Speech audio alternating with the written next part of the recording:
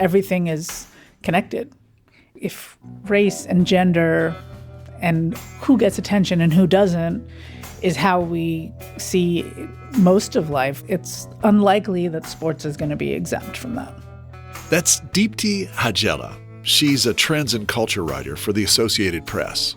I define my beat as telling the stories of us in the everyday. And who the us is and what the everyday is are the parts that change. But it's really about America and how we're changing and the conversations that we're having and who we are. Like all sports, I think the WNBA is a microcosm of all the forces that we see at large.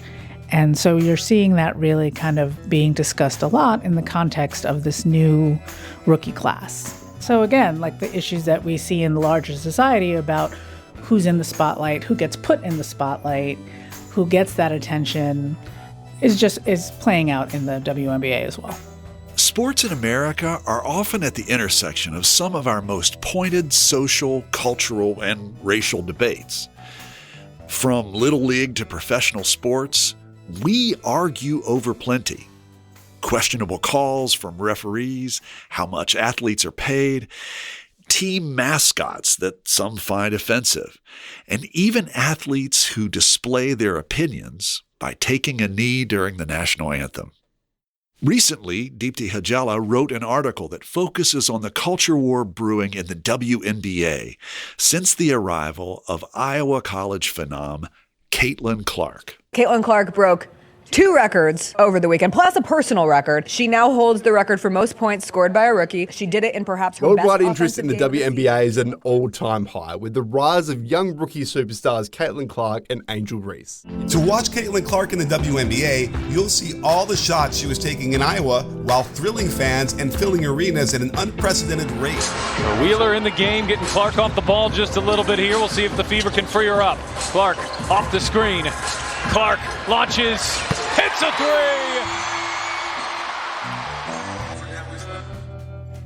This year's class of rookie WNBA players brings with it an exploding fan base and a lot of attention.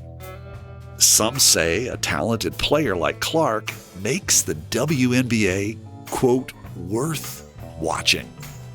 As you might imagine, that doesn't sit well with longtime players and fans who say it ignores the extremely talented black and brown players who've built the league for 30 years. Now, as an avid sports fan and as someone who covers the culture wars, this conversation reminds me of another culture war in West Virginia that brings together race and youth football leagues. Back in 2013, 3 teams that wanted to play in the Kanawha Valley Youth Football League alleged that they were facing discrimination. The predominantly black teams were told they weren't allowed to play in the league. After a lawsuit, the teams were eventually admitted into the league. Since then, there have been new rifts between teams and leagues over who's allowed to play. Some parents say the leagues are discriminating. Some leagues say the parents aren't following the rules.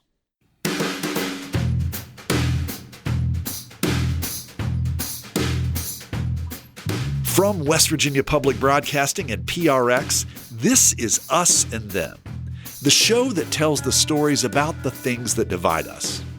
I'm Trey Kay. At the time, it was 2013, I was contacted by Paul Gilmer, and he wanted assistance because his team had basically been barred or kicked out of the football league. They had no place to play in the fall. That's Olabumi Kasimo Frazier. I am an attorney and the owner of the Kashimo Frazier Law Firm. All of the leagues we're talking about today are private clubs. They're not part of any school system or regulated by any one governing body.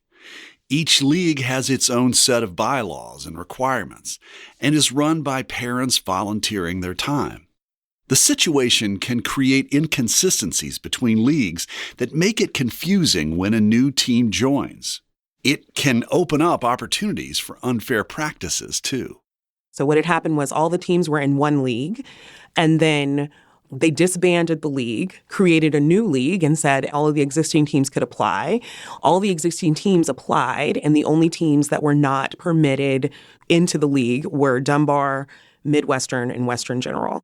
The players on those three teams were primarily African American or mixed-race kids. To Casimo Frazier and the teams, the motive behind the move appeared racial. So they contacted me to see if I would file some sort of civil rights case to allow the kids to play. My lawsuit was actually against the Kanawha County Board of Education, and it was a writ of prohibition to prevent them from allowing the league to use their property. So it would have been a very different lawsuit if what I did was just sue Kanawha Valley and say you're discriminating, right? That's a different suit than me saying you are using public lands. In order to use public land, then you can't discriminate. This is a private league. It's not something that falls under the auspices of the Board of Education. However, if they're going to play a game, it very well might be on a field that is owned by the county school system. And that's exactly it. They were playing in their field. They were playing their games on Kanawha County property, and they wanted to continue to do that. That was the plan in the fall. And so our motion was meant to stop Kanawha County from allowing them to play if everybody couldn't play. A private club can discriminate against people who are not members of the club because they own the property, and so they are able to determine what happens on that property. But an organization that wants to discriminate against students cannot come onto public property and then do their program. And what was the result of the lawsuit? Well, we settled rather than do an evidentiary hearing, but we felt confident that we had a good legal theory of the case, mainly because the teams were predominantly African American. And the way in which the leagues had worked before was based upon neighborhood, right? Particularly Midwestern and Western Generals. These are children who you regularly see in the summer. If you drive down 7th Avenue, these kids have their pads, right? And they're walking to the North Charleston Rec Center. In order for the kids to be able to either go to other places and play or do other things, a lot of them, it was definitely something that they did on their own, or the burden fell on the coaches to get them to places. So if they can't play in their neighborhoods, then a lot of them are just not going to be able to play, or only the best kids are going to be able to play because those are the ones who are going to be picked up by somebody to take them someplace else to play. I asked Casimo Frazier if she was ever given an official reason about why these three teams were excluded. The reason at the time that I recall was that they just didn't necessarily like the teams. They didn't like the way the parents acted during the games. They felt like the parents would sometimes be vulgar. It was very much a we just don't like them type of thing. The idea that it's a decorum thing was a bit of a cop-out. What do you mean by decorum? Decorum in that you only need to go to a black church on Sunday to see, in a white church on Sunday to see that maybe people celebrate differently, right? Maybe people worship or are excited about things in different ways, right? And so I think that, and I think it's also interesting that these games are often played on Sunday mornings, right? Yeah. So think about that, right? And so these are places where people are usually not used to being around people who are different from them, because we know that churches are extremely segregated and have been segregated here, for years. That, right? Sure. So yeah, this is a Sunday morning, and then you've got to deal with these rowdy parents, right? And that was really a lot. It was, well, we just want a more, where it's more congenial, right? Just good sportsmanship. The coaches over there, they cuss in front of the children. We don't think that that's appropriate. It was very much that sort of thing. But Casimo Frazier says there was another factor. The teams that were excluded from the league had winning records. The fact of the matter is, when you look at, and I would encourage you to look at who was winning championships before they shut this down, it was definitely Midwestern and Western Generals playing in the championship year after year after year. And they got tired of it. When you were going through the procedure of this case, were there things that you heard people say that shocked you? I mean, I think the thing that was the most shocking was just the implication that this had absolutely nothing to do with race. I find that shocking. I find when the people who are not letting children of color play in their teams from their neighborhoods against others, and they say, we're not using race in the decision to say that Dunbar and Midwest and Western can't play, I find that shocking. I think it's a default statement to say race is not an issue, because everybody's first default when the word racism is thrown out is to say, oh, no, it's not that, But even, in 2024, 11 years later, we're so much further along at examining and understanding that racism is pernicious in the way in which it can influence our actions, even though we're not necessarily conscientious of it.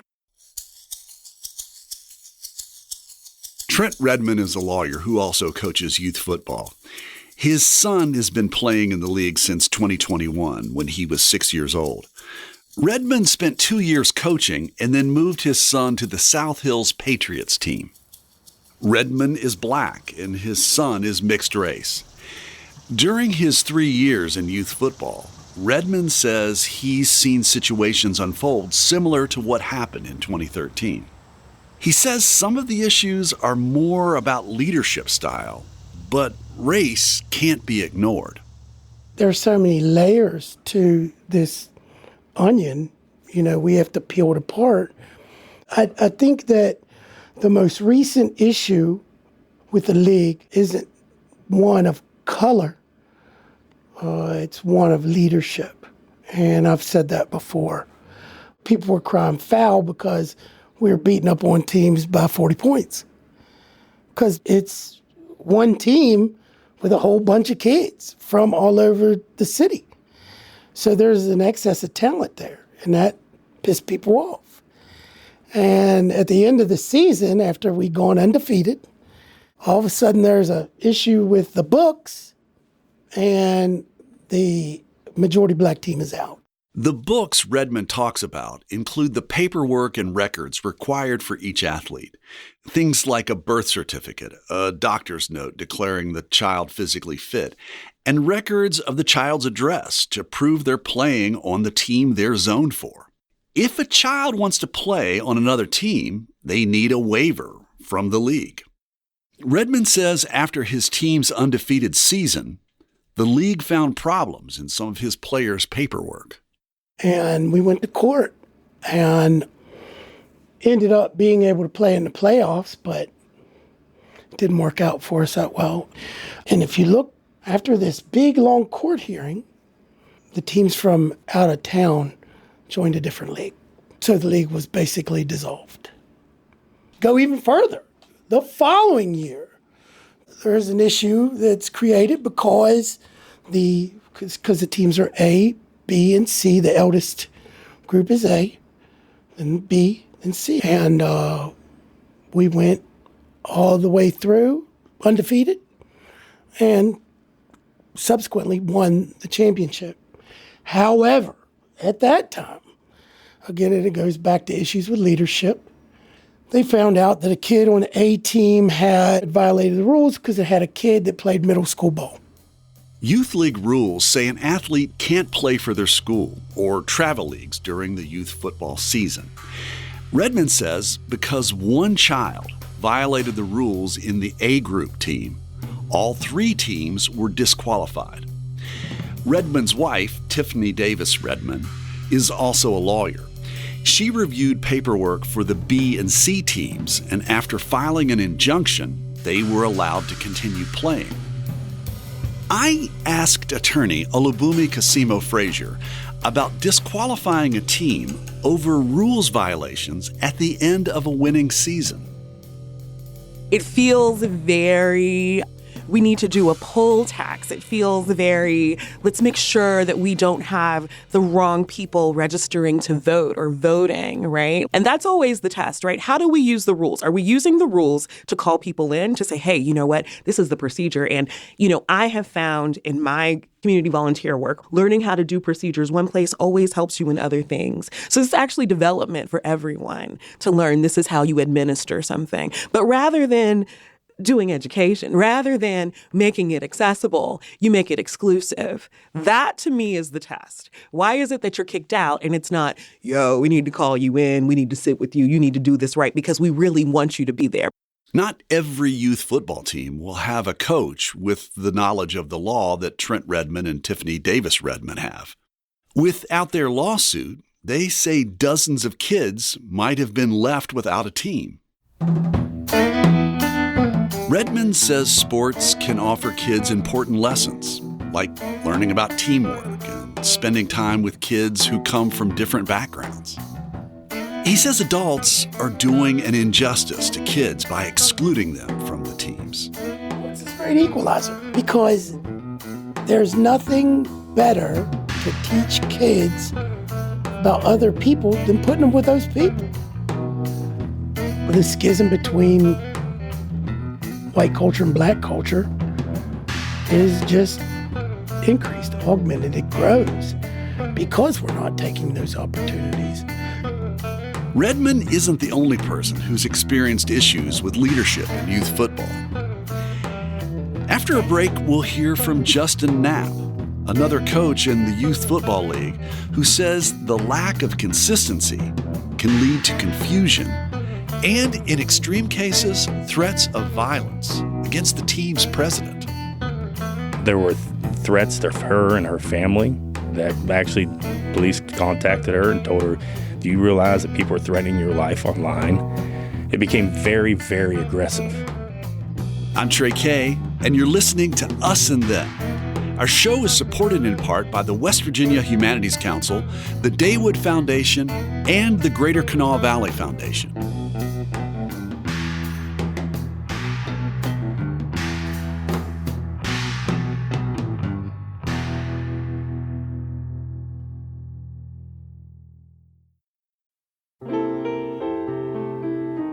In difficult times, music gives us peace, brings us together, and helps heal us. It calms our nerves and brightens our days. That's why we're bringing you classic episodes of Mountain Stage on air and in our podcast. This is Larry Gross, host of Mountain Stage. Find something that's familiar or brand new and feel the power of live music on our website, mountainstage.org. I'm practicing. That's why we're at practice. Same play, same play, same play. Ready? Sit. I'm Trey Kay, and this is Us and Them from PRX and West Virginia Public Broadcasting. Youth football is an important part of culture for many West Virginia families. I remember playing youth football in South Hills when I was a kid, and some seasons I don't remember any kids of color on our team. Things have changed a little bit since then, but not much. Justin Knapp is also a volunteer coach for South Hills football. Like Trent Redmond, his son has been playing youth football for 3 years, but Knapp has only been coaching since 2022. Knapp and his son are both white, and he says this year his team is probably 90% white. We had a situation last season where there was a lot of tension, yes. What can you tell me about that? So when a kid, they want to play for a league or they want to go to another team, if you live in a certain area, like if you live in the East Bank area or Bell area, and you want to go play with another team, you have to get a waiver signed from where your local area is. So every team has pretty much their regions, right? They were the schools that the students have to go to that team. But if they want to go play for another team, they have to get a waiver signed. So one team is not just stacked, I guess, in that sense. Knapp says this requirement also extends to kids playing in travel leagues. Their season ends in the middle of the Youth Football League season. Kids playing on a travel team need a waiver to join a youth football league mid-season. And a lot of these kids, these travel teams, I'll be honest, they are really good because they play all the time. But it's hard to get them in. Like you have a kid who's been just doing the local team, and he's been practicing for months with that team. And you have these kids that want to come in and play, and we want all kids to play. And then they get flooded with all these new kids that want to come in while the season's already started. In 2021, before Knapp was coaching, several kids wanted to join the South Hills team after their travel season ended. The president of the South Hills team allowed it, and those athletes from the travel team quickly ended up dominating all the other teams. This upset parents who felt like their kids were at a disadvantage. So at the end of that season, of 2 years ago, the presidents of that certain league got together and said, we want to make sure that everything's equal. After a certain point, because they won't allow waivers to be signed after a certain point, and they won't allow people to transfer or go places. They give you up to I forgot what it was, like just a couple weeks into like practices to get waivers signed for kids to get transferred, so they get acclimated. You don't want kids just transferring back and forth. And my understanding was that all the presidents agreed moving forward next season. But when the next season rolled around, there was a problem. Several kids from travel football who had played for the South Hills team wanted to move to another team, the Charleston Cougars. But it was too late in the season, and the president from the South Hills team would not give them a waiver. So then it made it seem like that president was not allowing kids to play and go other places to play because it was her decision, which it was not. It was all the president's decisions. Okay, so what happened next? People started making a lot of racial comments about that the South Hills president is, and forgive me, they say they called her a plantation owner. And it got to the point actually where police got involved, and there were threats to her and her family that actually police contacted her and told her, "Do you realize that people are threatening your life online?" It became very, very aggressive. And then, so what ended up happening this past season is, while this is going on, we actually got together as coaches and our team, the South Hills team. And so we had a discussion saying, this is what's going to happen on Facebook. They're saying at our next game, which would have been at South Hills, that a lot of parents are going to come have a, for lack of a better term, I wouldn't say protest or rally, but to show up in numbers and to make a scene. And it got to the point where that's where the police were contacting the president and saying, this is what's going to happen. It became a safety concern. From what Knapp remembers, the South Hills team had kids from all different backgrounds. He says the kids who played in the traveling team were also diverse.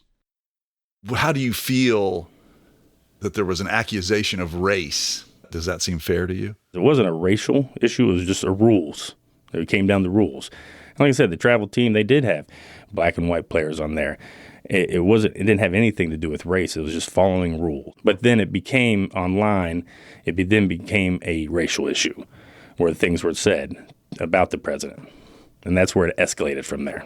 When things like this happen, they get on social media. You see it all the time, is that then it takes a life of its own.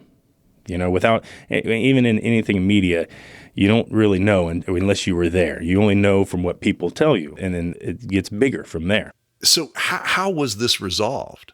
We got together, coaches and the board members for that team, the South Hills team, got together. We didn't want any violence. We didn't want anything bad to happen, so we canceled the game. And it would have been against Charleston, and it was supposed to be at South Hills. And also, mind you, we used the high school fields. And, you know, we didn't want anything to happen in the fields because then that put us at risk of not being able to have a field. You know, so there were a lot of factors that played. You know, that was tough for our kids to tell them that, unfortunately, we're not going to play this game. And then we ended up also we didn't play in the playoffs either. It was a lot of drama and a lot of angst and anger. I was led to believe is that this has been going on for years, like this just drama, and there's been fights on the fields, and just a lot of this, and not following rules. And so that's when South Hills said, well, you know what, we're going to try to get into another league. That's one of the reasons why South Hills wanted to leave, is because they agreed to these bylaws, these rules, and then the next season they don't adhere to them. Knapp says after other teams violated rules in previous seasons, when South Hills said it would not take transfers late into the season, that upset people. And then there can be inconsistency. Then you have new people coming in to run it. There is not a consistent year over year over year. You'll have maybe a president for 2 years and the board for 2 years, and then their kids age out, and then you have a new one. You might have had somebody who's a great coach, right, and you might have had somebody who's a mediocre coach. Right. And you might have somebody who was a fantastic president of the league and somebody who had trouble balancing their checkbook. So it's inconsistent as you go through. No, you're absolutely right. If part of the problem is procedure and a team may not be able to keep their book up to date, and I'm wondering if there might be some help from the other folks in the league to kind of help this team that's having trouble with that pick up the slack, as opposed to, but basically say, nope, you don't have what you need. Sorry, you're out of here. Any of the coaches or any of the teams that I've spoken to and gotten to know, we have done everything to help those parents. I'll be completely honest. Like last year, myself, I paid for several kids to get cleats.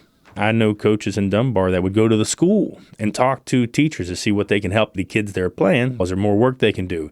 You know, there are parents and coaches out there and volunteers out there who go above and beyond, and I've seen it. At the end of the day, Justin Knapp, like Trent Redmond, says every time something like this happens, teams leave the league. And it's the kids who are losing out. I'll be completely honest. You know, not having that league together, it hurts the community. Well, how does it hurt the community? Because it makes a divide where there doesn't need to be a divide, you know. And by having this divide, it only makes it harder. Even our team right now, we're struggling this season alone to get numbers out because of the drama in the past. Parents are concerned about what, you know, they heard. And so we are at risk of not even playing. Because I can't get kids. Last year alone, the team I coached, we had 13 players, and 9 of them had never played before. Wow. And out of all those players, 2 came back. We're trying to be inclusive and bring everybody together, but at the same time, we're all struggling. And I think it's hurting Kanawha County as a whole. Like, as I said, with high school football, you saw, I mean, if you followed it last year, you saw what was happening to some of the teams in this area. In Charleston, they were getting destroyed because they didn't have numbers. They don't have that buy-in. And that's why I think the community needs to come together. I followed up with Knapp a few weeks after our interview, and he's still having trouble finding kids to fill his teams. Meanwhile, in Charleston, the Cougars aren't allowed to play in their local league, which means the team sometimes has to travel an hour away to play its games. So last year we was in the league with South Hills, Dunbar, but this year for some reason everybody split from that league. I forgot what league that was called, and now we're in the Ohio Valley.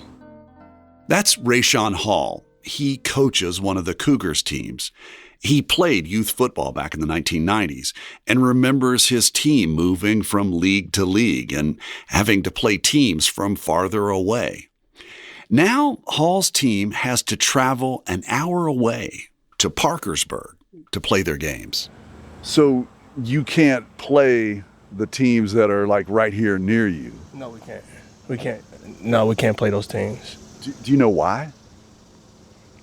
All I've known is what's been said was they didn't want the Cougars to play in that league. Not even a kid can go play in that league. So if a kid didn't want to play for the Cougars and he wanted to go play for St. Albans or Polka, someone like that, those teams would get disqualified just because one kid want to play over there. What's it like for you? You have to travel, all the families, the teams. You got to get the team up to Parkersburg or over into Ohio to play. I mean, it's tough. I mean, you know, we worry about some kids that can't make it down there just because, you know, their parents ain't got, you know, transportation to get them down there. So we try to do some type of carpooling and stuff like that. Some people can take the kids, some people can't take the kids. It's 50-50. To not be able to play in your own home area, what's that feel like? Weird. It doesn't feel right. It doesn't feel like, you know, home. You know, even when we do have home games, it doesn't feel the same. Don't nothing feel the same. You know, it's football though, so the kids is happy, we're happy. But it'd be nice to be able to play against the teams, you know what I'm saying, that's around our home area though. How did the parents feel about having to travel so far to give their kids an opportunity to play sports? I think it's mixed emotions.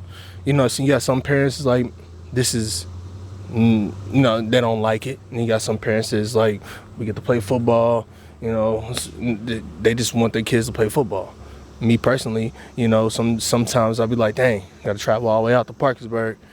And then, you know what I'm saying, I'm like, well, we're out here to play football. We want to have a good time. So, honestly, I think it gives us a chance to bond in the car going up and coming back and get to talk about what we're going to do going up, talk about what we did coming back. You're making a positive out of it. Oh, yeah, but not everyone's going to do that, you know. Some people going to talk trash all the way up, talk trash all the way back. This is how it's going to be.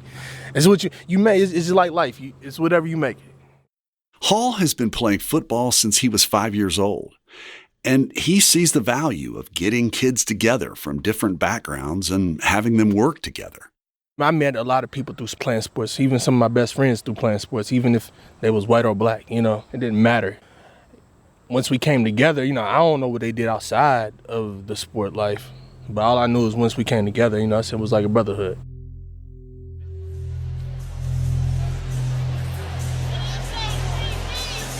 How about no one's safe from the wrath of Caitlin Clark?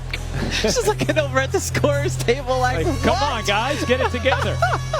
Things took a heated turn when Caitlin Clark, the unanimous Rookie of the Year, was left with a black eye. Caitlin Clark is a polarizing figure. People gravitate towards her. It's okay. Caitlin Clark's success doesn't diminish what Cheryl Swoops accomplished. Caitlin Clark's arrival doesn't diminish anything that they've done. I don't get this old guard. People wasn't phonetic. It wasn't.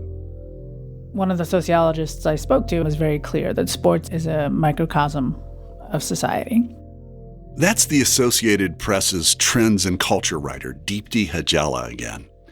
She wrote the article about the attention Caitlin Clark is receiving in the WNBA. Can you explain to me, why was this story something that was appealing to you and your beat? I'm interested in the way that we talk about things, right? And I think that is what's interesting here because, right, on paper, you have a sports league and you have a new class of exciting rookie players coming into the league and people paying attention, which would sound interesting in and of itself. And the fact that you can go online and you can turn on the sports shows, but the conversations that you're hearing people talk about are touching on all kinds of issues about men's sports versus women's sports, about black players versus white players. And that's the part that interests me, right? Is I'm interested in the way that people talk about these things. So based on what you're seeing from just looking at these chats, do you have any perceptions, any analysis as to what it is you're seeing from these comments? I mean, it just reinforces. These are issues and themes that come up again and again in American society, right? Issues of race, issues of gender, issues of attention. This happens to be in the arena of sports, but again, you'll see it in any one of a number of places, which I think is something interesting as a journalist to kind of watch how Americans talk. When you say that there are various stories and narratives that kind of play over and over again, you spoke with a professor in African American Studies, Frederick Gooding Jr. at Texas Christian University, and that one of the themes that he mentioned was that black athletes seem to be invisible. Black athletes, in this case the WNBA, who in many ways shaped the league. Is that one of the themes that you feel is causing some of the reaction or the negative reaction, or at least the tension, maybe even some resentment, that black women are kind of being pushed aside, or not pushed aside, but they're not regarded for the contributions they made, and we're all focusing on this new kid? That is a theme definitely from some of the people I spoke with. As you said, the league is 2+ decades old now, and players have put in the work to get to even the level of attention that it has, and to which they point out that, again, those players who have made it to this point have been predominantly black and brown, and the attention that's coming to it now is different than the attention it's gotten before. You say that as you're looking at this story, you're not a sports reporter. You're somebody who is interested in how this American society discusses the things that happen to us. And here is this interesting story of this phenomenal white athlete. She comes into the WNBA. And I think one of the things that I think about is, what if she just wants to play basketball and doesn't really want to discuss all of the other issues that are issues in our society and are issues within the WNBA? The story is actually talking about us as a culture and a country less than the players, right? Because I didn't speak to them. I didn't speak to the veteran players. I didn't speak to Caitlin Clark or any of the other rookies. But it's really about how we respond to it as a culture, which I think is interesting. The way that people talk about it, it is about and around Caitlin Clark, but it's not coming from the player. It's what we are putting on them. And I think that's what's interesting about it. America is a complicated place, and we bring the things that we are complicated about to every part of our lives. These issues are ones we wrestle with in all kind of spheres of American life. It's sports today. It'll probably be something else tomorrow. But when the complications of our society start to eat away at the opportunities kids have to compete on the field or on the court, it's the kids who lose out. They don't get the same experience that's required to foster teamwork and to bring communities together.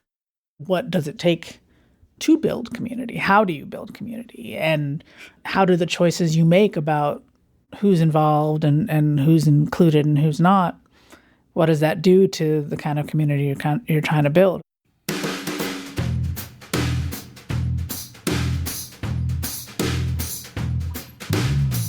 You've been listening to Us and Them.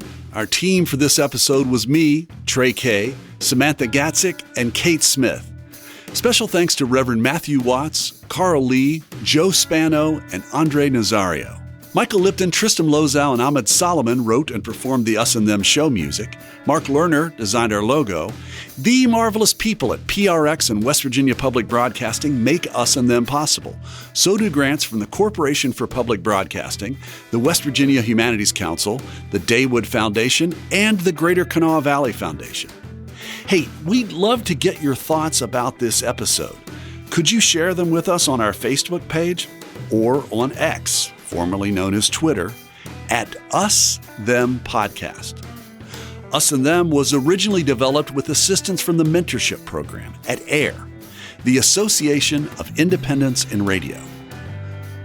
We'll see you next time on Us and Them.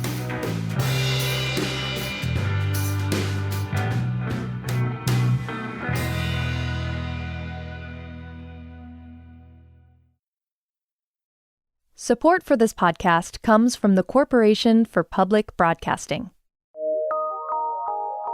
From PRX.